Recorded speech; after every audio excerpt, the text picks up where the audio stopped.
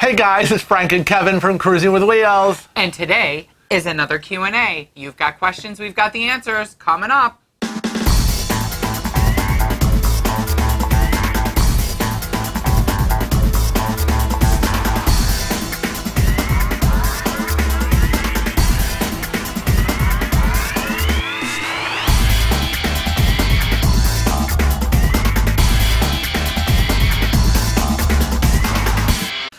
You know what? I was thinking before we start this video, I was looking through the YouTube analytics.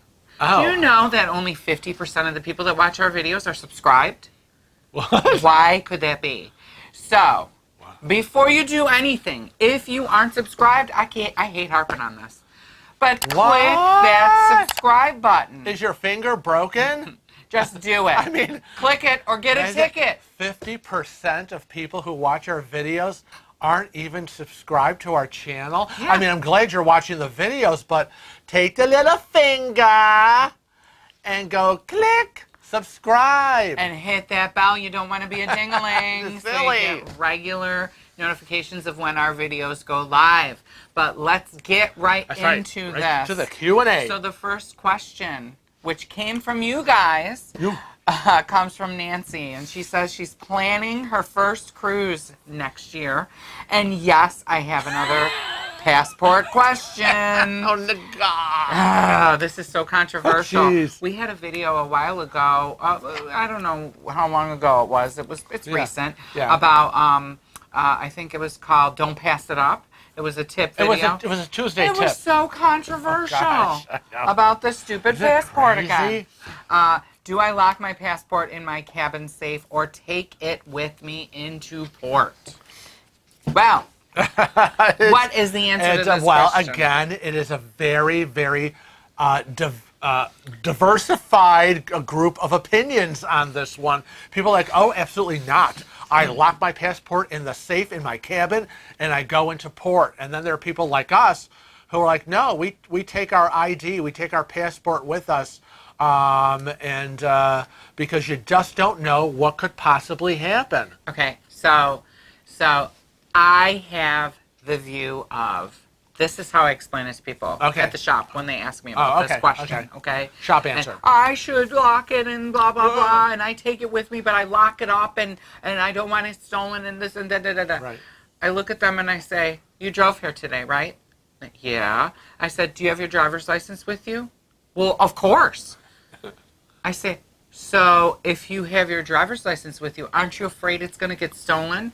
Aren't you afraid it's going to be lost? Do you lock that one up? And they're like, well, that's stupid. Why should I do that? Lock that up. It's ID. And I think the thing is that people are used to that identification, right? And they're not worried about it, whatever. If it gets lost, if it gets stolen, it can be replaced. Same with the passport. Right. But the importance of having the passport with you is?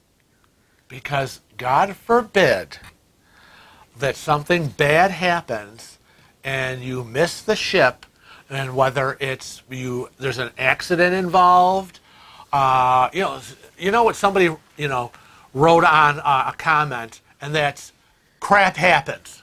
Didn't say crap, but you know what I'm talking about. It happens, and you've always got to look ahead down the road and be prepared. Preparation is key. Now, most of the issue becomes if you miss the cruise ship and you need to get back into your country of citizenship, and your chances are you're flying. Yeah. And the only way that you can fly is if you have that passport with you. Not a passport card. Right. And not a driver's license alone. It has to be a passport if you're flying internationally. And it doesn't matter if you're from the United States, the UK, Japan, China, Russia. It doesn't matter. And there are people that say, well, all you have to do is just go to the U.S. border. I'm a U.S. citizen. I can get in. Well, good luck if you're in Jamaica. I don't think the U.S. border is around the next corner. So or in Germany or Spain. I just can't believe the question keeps coming up. I know, it really does. But again, to each their own in what they believe. And if they don't want to look down the road and prepare, God forbid, we are in that camp. We're always looking ahead. It's not that we're looking for trouble, but we want to be prepared. What if? The next question comes from Gil, and Gil Hey, says, what if I'm a victim of a crime while in port? Not looking for trouble, but what if?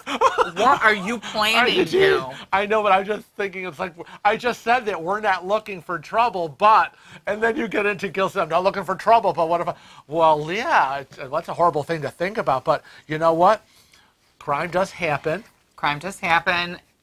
There are a few things that you should do. The first thing you should do is prepare for something like this. So I know that when we are cruising, we always put in the little cell phone, the phone number that is published in the dailies, or nowadays they're probably going to be on the app. Right. But you might not have Wi-Fi, so make sure you save the phone number for the ship emergency on your cell phone. Devil's advocate. We were robbed. I was a victim of a crime. They took everything. They took my cell phone. They took my wallet. What do? Well, again, we're obsessive compulsives, always have a backup. So when your things are on your cell phone or my cell phone, they're also, I'm of the old school. Redundancies written down in, a secret pocket somewhere, a cargo pocket on the side. There's your always sock. Right. And we're going to be doing a video very shortly, which talks about hiding important information or valuables. So we'll talk a little bit more about that later. But the basics that you need to do if you're a victim of a crime while in port is immediately contact the local authorities, contact the ship, let them know what's going on, because chances are that they'll hold up the ship for you. And they'll be your advocate. And always have the cruise ship's information with you, like we were saying, and prepare accordingly by hiding and dividing, because we always do that when we're out on port. So not everybody has all the money and all the passports and all the information. So, The next question comes from Janet. It's from Janet. We have a lot of Janets that we talk to. I'm not sure we're still on. But Janet says, with so many cruise lines to choose from, how do I know which one is the best? Well, that is a very open, large, generic question, because I would say... it's a hard one. It is. The best... First of all, let me start out by...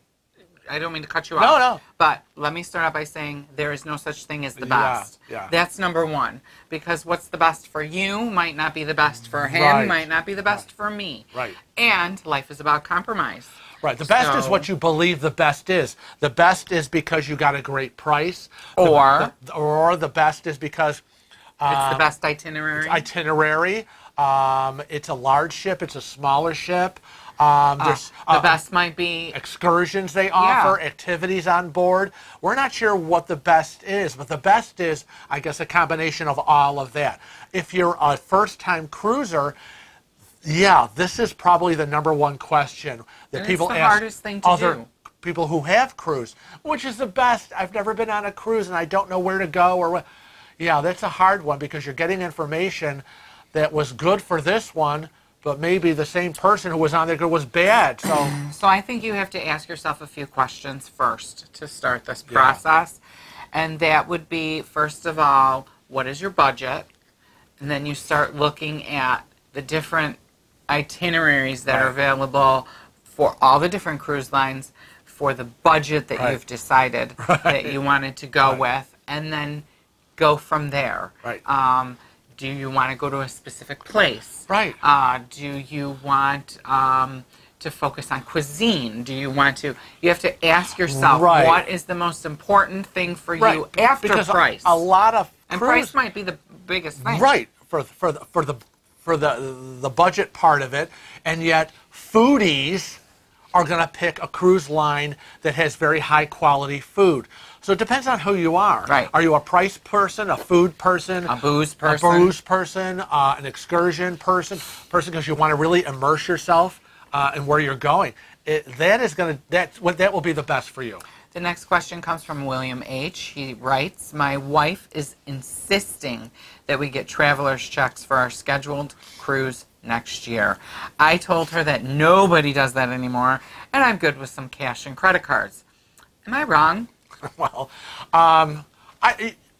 you're not wrong, and she's not wrong. But neither of you are right either. Well, travelers check. I know travelers checks kind of are passé. They're a thing of the past. They kind of are a relic from the past, because I still know a lot of people that use them. yes, absolutely, and they have protections associated with travelers checks. Well, but they also have some drawbacks Yes. because they're so archaic. Yeah. Will places take them? Right. And because credit cards also have protections, ATMs, machines are everywhere in port, on the ship. Access to money is so prevalent now that, do you really need to be in that 1930s, 40s, 50s, and 60s traveler's checks where you go to the bank and you do the whole process of getting it? So you're neither right nor wrong. It's just... I say 2 credit cards. One you use for the ship. One you use for port.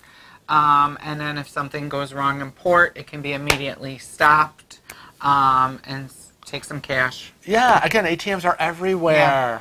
And you want to notify your banks, of course. Yes. And notify the credit card companies where you will be traveling, when you're leaving, when you're coming back, so that they don't stop your charges. Right. I mean, we do that. The Who's next next? question comes from Samantha G. She reminds me of that Samantha B? Samantha B show. Samantha G. My boyfriend just wants to take a backpack on our cruise with a couple of t-shirts, shorts, and 1 pair of pants. Wearing his flip-flops, I'm trying to tell him to bring a bit more, because you never know what we might do or where we might eat.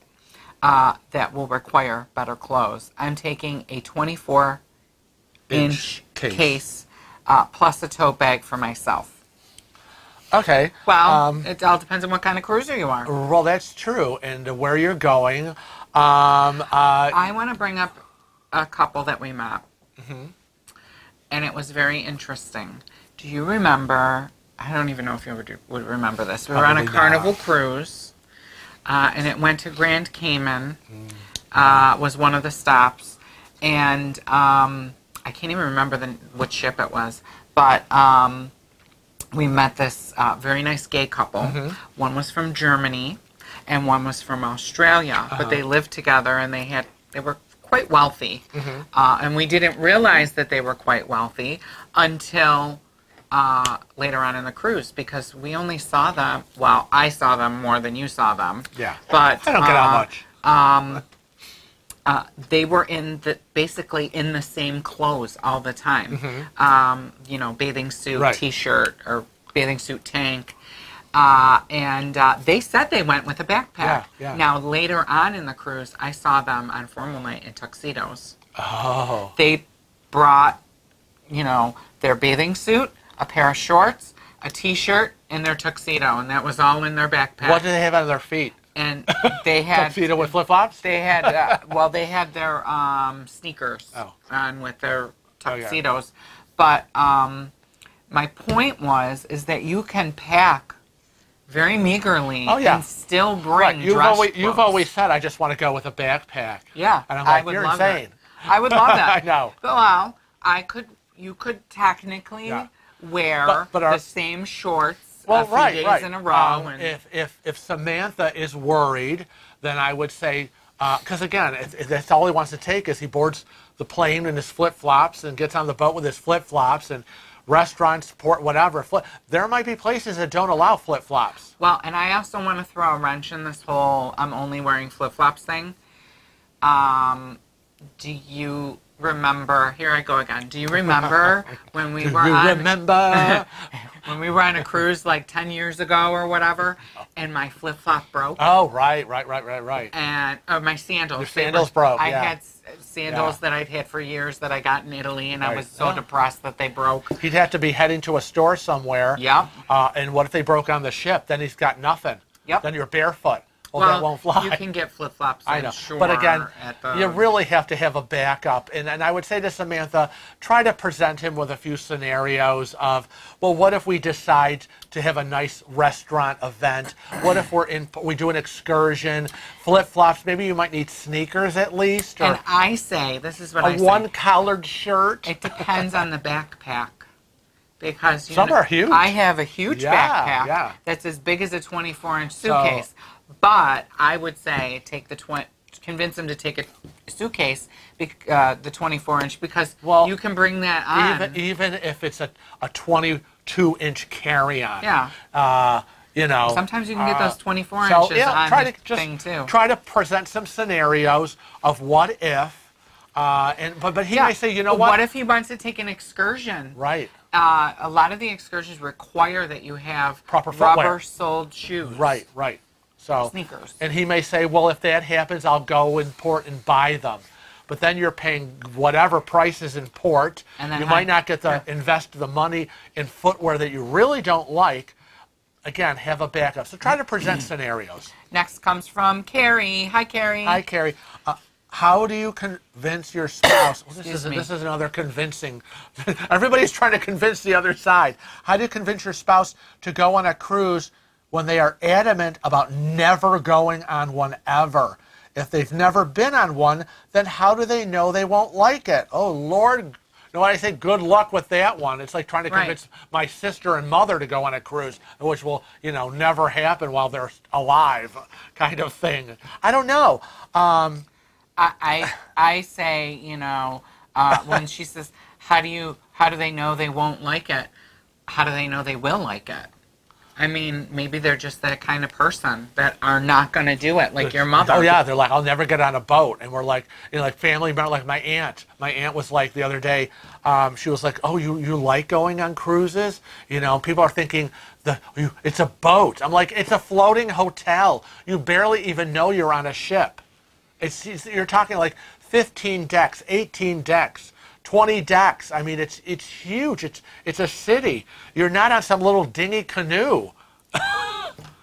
Your restaurants and shops. It's a city that floats. So I say that, again, try your best to educate them on cruising and cruise ships. Try to watch some videos. Watch some videos.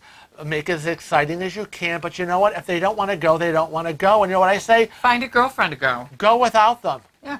I don't see why you have to lose out. I agree. The next comes from Kyle. I want to propose to my girlfriend on the cruise. We've planned for early 2022. P.S. I hope you're not watching. The girlfriend. Yeah, right. Can I get help from the crew in making it special? Do they do that sort of stuff? I'm a bit clueless. First of all, if she watches this, just say it's some other Kyle. But yeah, the crew is very, very helpful. Get to your cabin steward. Go down to the customer service desk. There are things they can do. There are decorations they can do for your cabin. Now you'll be paying for some of this. Well, of course you will. It's not. Well, you have to tell them. Yeah, I know. Maybe you want to plan a specialty restaurant. Get to the restaurant manager. Let them know we're coming here on this night. I'm gonna propose. Let's say after dinner when we get into dessert. Can you put the ring in an eclair? Something. Or I'm very opposed to the whole jewelry and the food. Yeah, right. Or wine. But plan on wine, champagne. And they will do that. So, contact these various people. They're happy to help. Next question comes from Danielle. I see another fight coming my way with my hubby. What is this? I know. Battle Royale? It is. Like everyone's having this. He is against giving any extra tips to anyone on the ship. He believes that we paid our daily gratuities and that is enough. I so disagree with him. I appreciate all the long hours and hard work that the crew and work of the crew, and get so embarrassed as to how cheap he can be. Oh dear. How do I do? Well, first of all, or what do I do? At this point, I have to say we are not professional therapists. We seem to be addressing these couples therapy kind of things. But you know what? Different show, people. I know. Again, Go to Dr. Phil. Yeah, really. Not this kind of show. Tipping is a very personal thing, and obviously that is his mindset. But you know what? It shouldn't prevent you.